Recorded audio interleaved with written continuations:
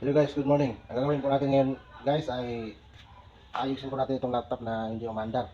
So, ito guys.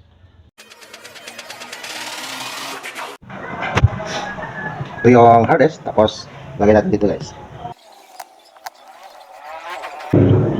Ito yung lagayan ng hard disk niya guys. Or papalitan natin ito ng USB.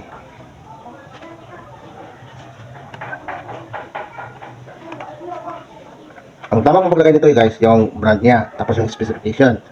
Tapos ito, parang itakip lang natin dito guys, ganyan, ganyan. Parang itakip lang natin. Yan.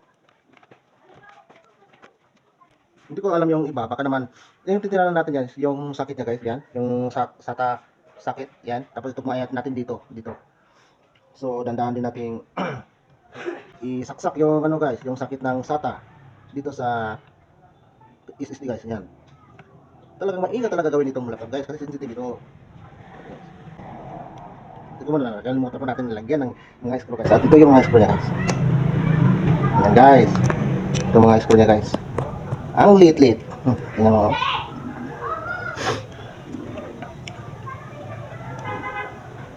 Napaka-sensitive ng ano guys, yung laptop.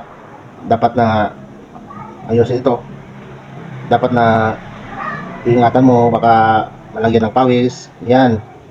Lalo na ako na talagang pawisan talaga ako guys. Madali na ako pawisan guys. Medyo ko iniingat-ingatan din ito yung lalo na yung motherboard. Baka mabasa yan ng pawis at saka mag-short circuit. Ayun, masira tuloy. So, ang gagawin natin nga guys ay medyo tayo distance sa konti.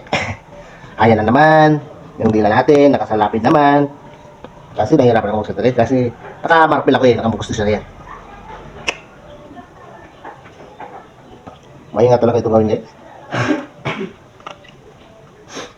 Yan.